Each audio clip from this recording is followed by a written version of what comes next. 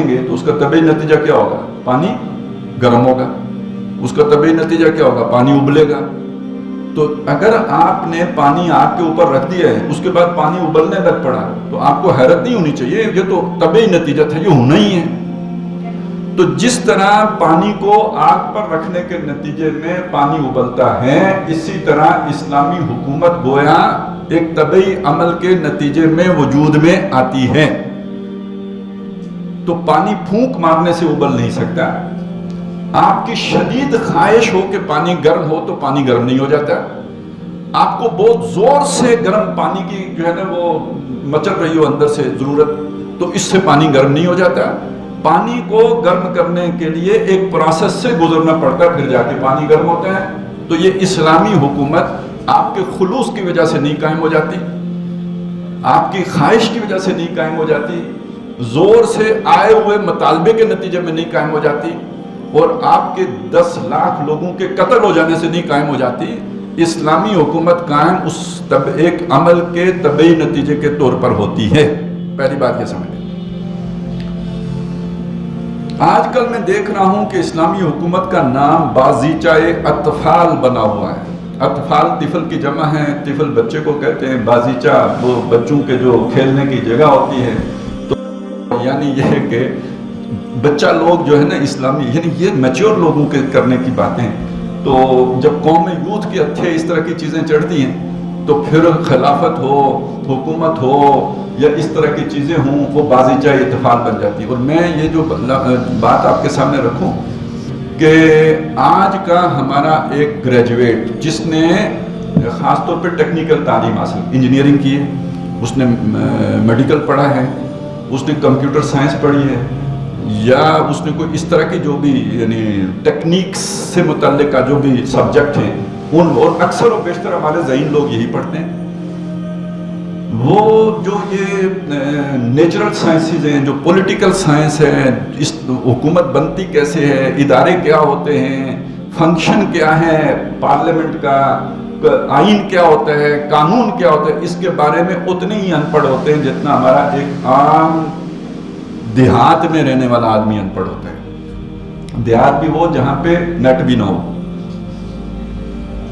ٹھیک ہے نا. کیونکہ اگر وہ ہے نا صرف آپ اخبار پڑھتے رہیں پرائمری اسکول سے، صرف آپ خبریں سنتے رہیں، تب بھی آپ کا کوئی نہ کوئی جو نا کانسیپٹ بن جاتے ہیں کہ حکومت کیا ہوتی ہے، آئین کیا ہوتا ہے، قانون کیا ہوتا ہے، عدالت کیا ہوتی ہے، قومی اسمبلی کیا ہوتی ہے، اسمبلی بنتی کیسے ہے.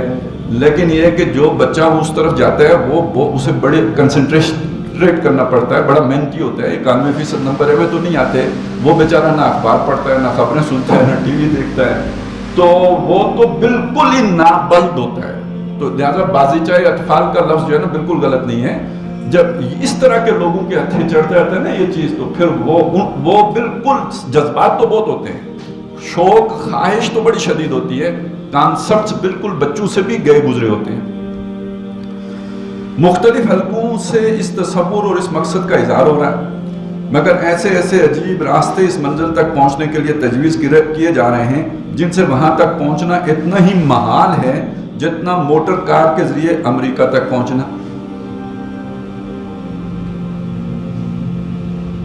بھئی آخر موٹر کار لے کے چل پڑے، کبھی نہ کبھی تو پہنچ ہی جائے گی نا. یہ کیوں کہتے ہیں کہ امریکہ آپ موٹر کار پہ نہیں پہنچ سکتے؟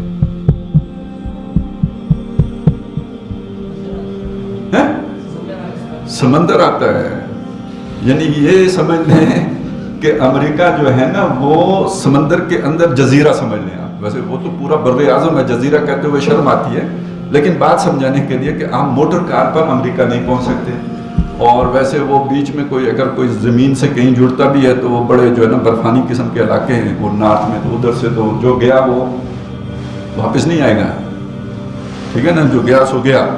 تو اس لیے آپ موٹر کار پر امریکہ نہیں پہنچ سکتے. تو آپ خواہش کے گھوڑے پر سوار ہو کر اسلامی حکومت کی منزل تک بھی نہیں پہنچ سکتے. ہمارے لوگ اصل میں بحث زیادہ کرتے ہیں، محنت تھوڑی کرتے ہیں.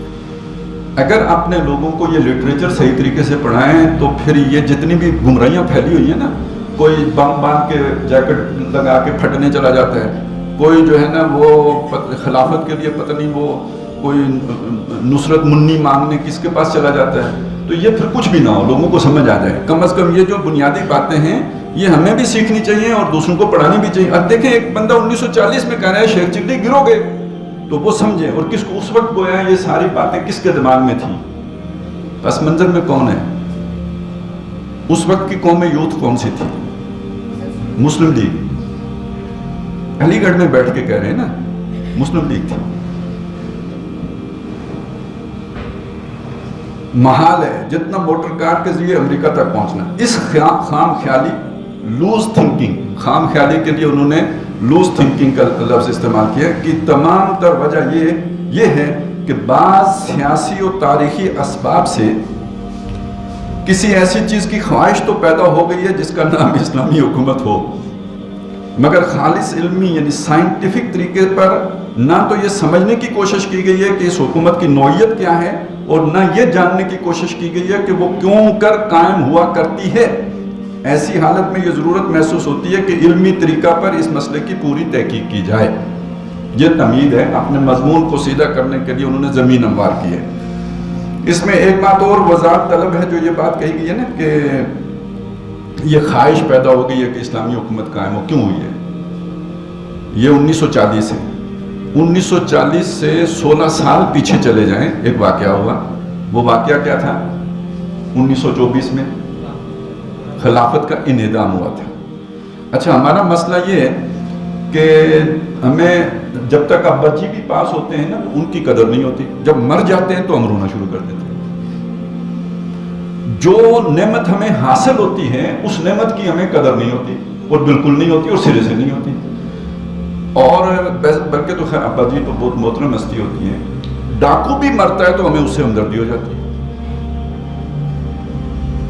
یعنی آپ کامنلی یہ دیکھیں گے ایک شخص جو ہے نا پکڑا جائے گا، اس نے ریپ کیا ہے، یہ کیا وہ کیا ہے، سب کہیں گے مارو، قتل کرو، فلانا کرو. جس دن اس کی پھانسی کی باری آئے گی نا 2 سال بعد 3 سال بعد، اور سب کے دل جو ہے نا اس کی طرف مائل ہوئے ہوں گے. یہ ہمارا وہ معاملہ ہے.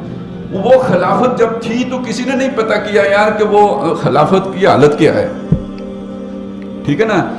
اور وہ خلافت بھی اس زمانے میں بس پاکستان کے وزیر اعظم جتنی ہی رہ گئی تھی، جدھر جو مرضی بن جاتا تھا. کوئی محمود غزنوی، کوئی اور بول کہتے تھے مور لگاؤ بھائی میں امیر ہوں، وہ کہتے تھے ٹھیک ہے جی دسو جی کتنے مارنی ہے مور، وہ مور لگا کے دے دیتا تھا. تو یہ خلافت تھی وہ. لیکن یہ کہ جب وہ ختم ہو گئی تو ہمیں بہت رونا آیا، بہت رویا. تیری یاد آئی تیرے جانے کے بعد، ٹھیک ہے نا. اور جب ہمیں وہ یاد آئی تو پھر ہم تڑپے، ہم مچلے، ہم نے انگڑائی لی، ہم نے قربانیاں دی، تحریک ترک موالات شروع کر دی، انگریز کا بائیکاٹ کر دیا، پورے ہندوستان کو ہم نے ہلا کے رکھ دیا. اور یہاں تک کہ ہندو گاندھی اس کو بھی شامل ہونا، آخر کوئی مومنٹم جنریٹ ہوا نا کہ ہندو گاندھی بھی شامل ہو گیا اس کے اندر. تو اس جب ہمیں یاد آئی تو پھر ہم نے در و دیوار ہلا دیے.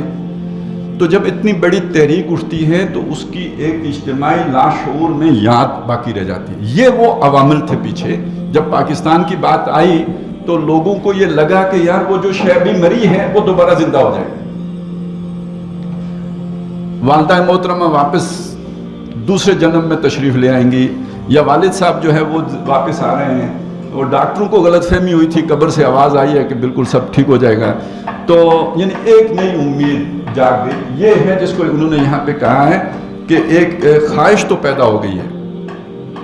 لیکن یہ کہ کبھی کسی نے علمی طور پر بھئی یہ شے بنتی کیسے ہے، یعنی بالکل ایک ایسی بات ہے کہ میرے دل میں حلوہ کھانے کی خواہش پیدا ہو جائے لیکن مجھے پتہ ہی نہ ہو کہ حلوہ بنتا کیسے ہے.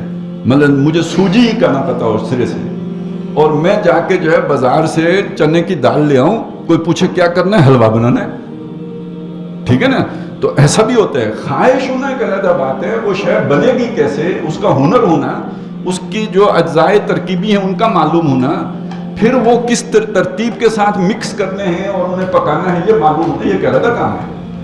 تو خواہش بڑی اچھی ہے حلوہ کھانے کی، لیکن حلوہ حاصل کرنا ایک علیحدہ مسئلہ ہے. تو اسی طرح اسلامی حکومت ایک علیحدہ مسئلہ ہے، وہ اس کی خواہش ہونا بہت اچھی بات ہے. اور جی پاکستان میں 96% لوگ کہتے ہیں کہ اسلام قائم ہونا چاہیے، لیکن یہ کہ ان 96% میں سے 0.99% کو بھی یہ نہیں پتا ہے کہ اس کے لیے کرنا کیا پڑتا ہے. اگر اس کو بتاؤ نا کہ تیرا بچہ مرے گا, ٹھیک ہے نا, مصعب بن عمیر کی طرح تیرے جسم پر بھی آدھے کپڑے رہ جائیں گے,